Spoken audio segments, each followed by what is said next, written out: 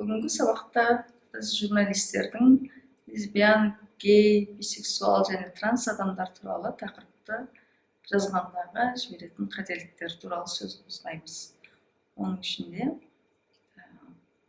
негативті сөздерді көп пайдалану, криминалға байланыстыру, бір қылмыс әрекеттерге қосып жазу, күмәнді эксперттерден бір сараптама алып, оның ішінде көбінесе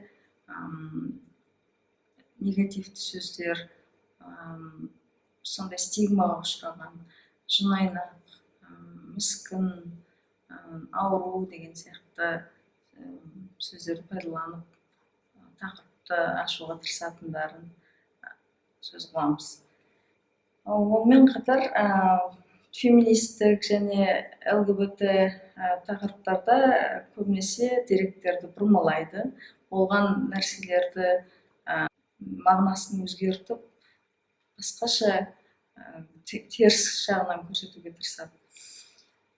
Мұның әрі тақырыпты оқып отырған адам ешқандай журналист тарапынан этиканың және эмпатияның иісін де байқамайды.